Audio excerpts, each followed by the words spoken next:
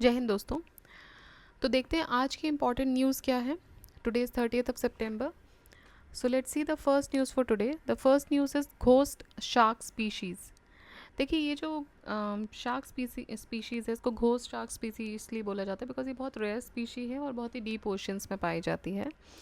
तो इसको डिस्कवर किया गया है by the scientist of New Zealand and it is a rare shark species. It lives deep in the Pacific ocean. ठीक है, 2600 मीटर डीप अराउंड ये पाई जाती है। The ghost sharks also called a spook fish, इनको स्पूक फिश भी बोलते हैं या काइमेराज भी बोला जाता है। And they are unusual fish that are related to the sharks and rays. इनका जो स्केलेटन होता है, इस फिश का जो स्केलेटन है वो बोन्स के से बना हुआ नहीं होता है, वो कार्टिलेज से बना होता है। ठीक है, कार्टिलेजिनस टिश्यूज से बना होता है। कार्टिलेजिनस टिश्यू अगर आपको पता हो, जो हमारे कान जो होते हैं उसमें कार्टिलेजिनस टिश्यूज़ होते हैं, तो उस तरह के टिश्यूज से ये बना होता है। और साथ ही साथ इनकी बॉडी पर नॉर्मल फिश की तरह कोई स्केल्स भी नहीं पाए जाते हैं। ठीक है, सो स्केललेस फिशेस हैं ये, और कार्टिलेज होता है इनके यहाँ, इनके बॉडी में बोन्स की जगह पे। साथ ही साथ ये जो न्यू स्पीशी है इसका नाम है Australian narrow nosed spook fish. देखिए नैरो नोज्ड इसलिए क्योंकि आप इसका नोज़ का जो स्ट्रक्चर देखेंगे इसलिए इसका नाम नैरो नोज डाला हुआ है।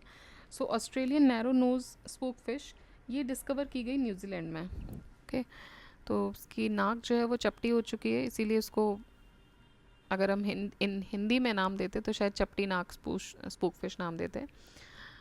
तो हो एनीवेज ये डिस्कवर की गई न्यूजीलैंड में, और इसकी जो स्टडी है it can help with the conservation efforts. अब ये स्टडी इंपॉर्टेंट क्यों है?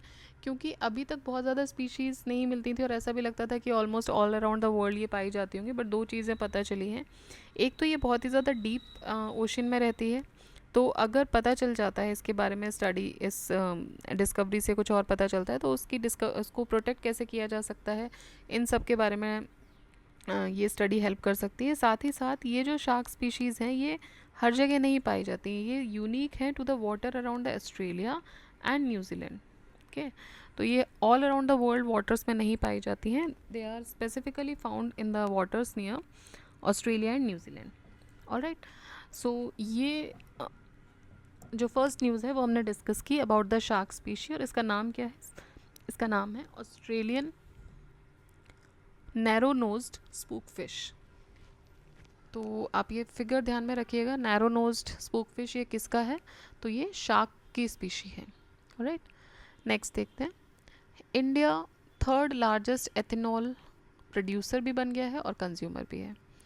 सो गवर्नमेंट ने बहुत सारे प्रोग्राम्स लॉन्च किए थे to increase the ethanol production, and which includes financial support to sugar cane farmers also, क्योंकि उसी से एथेनॉल प्रोड्यूस हो रहा है वहाँ से, और मैन्युफैक्चरर्स को भी इन्होंने कुछ फाइनेंशियल सपोर्ट दिए थे, और इन सारी वजहों से इंडिया इस पोजीशन पर स्टैंड कर पाया है। सितंबर 2024 में India sugar and bio energy conference भी ऑर्गेनाइज की जाती है by the Indian sugar and bio energy manufacturers association, ISMA. इस कॉन्फ्रेंस की थीम थी harmonising sweet sustainability, navigating India's path to a green economy. और इसी में ये अनाउंसमेंट होती है कि इंडिया जो है वो थर्ड लार्जेस्ट एथेनॉल प्रोड्यूसर और कंज्यूमर के तौर पे इस्टेब्लिश हो चुकी है। एथेनॉल की अगर हम बात करें तो एथेनॉल का फॉर्मूला होता है C2H5OH।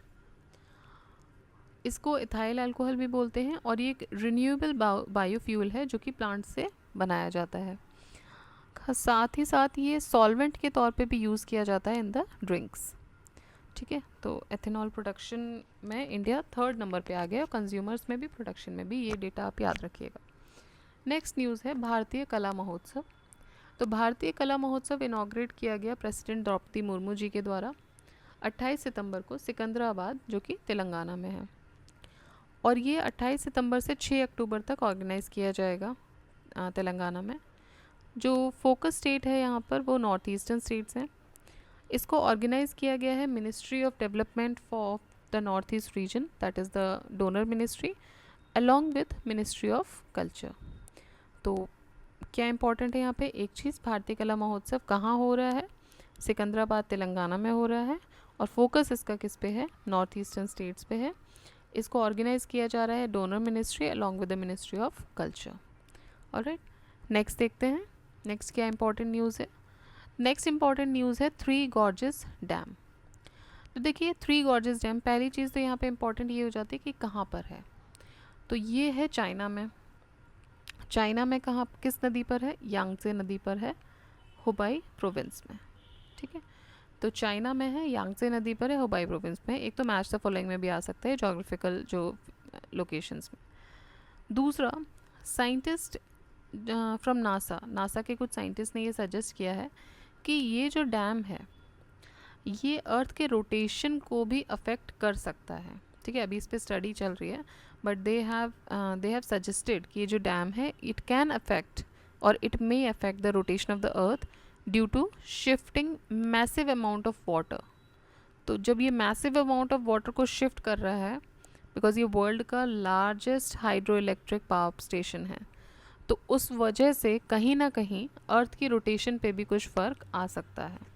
तो ऐसा सजेस्ट अभी किया गया है। बहुत ही इंपॉर्टेंट डिस्कवरी हो जाएगी अगर ये मतलब इसके बारे में कुछ आगे स्टडी आती है तो अर्थ की रोटेशन तक को अगर कोई एक डैम, एक ह्यूमन मेड जो स्ट्रक्चर है, इंफ्रास्ट्रक्चर है, वो पुश कर सकता है, तो this could be a very different kind of study. तो आप ध्यान दीजिएगा कि न्यूज़ में इसलिए था क्योंकि जो साइंटिस्ट हैं उन्होंने सजेस्ट किया है कि अर्थ की रोटेशन भी कहीं ना कहीं इसकी वजह से अफेक्ट हो सकती है। तो थ्री गॉर्जेस डैम कहाँ पर है? चाइना में है। कौन सी नदी पर है ये यांगजे नदी पर है और ये वर्ल्ड का largest hydro electric power station है।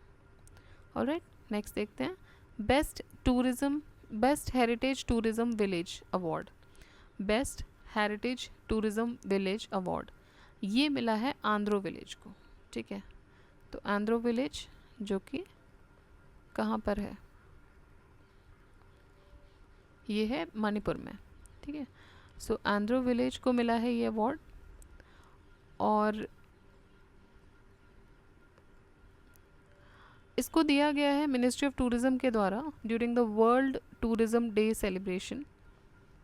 As I have discussed in the shorts video also about world tourism day, तो उसके टाइम पे, उस समय पे जब ये सेलिब्रेट किया गया न्यू दिल्ली में, तब ये अवार्ड दिया गया best heritage tourism village award Andhra village को, जो कि कहाँ पर है? जो मणिपुर में है, एक एंशियंट विलेज है।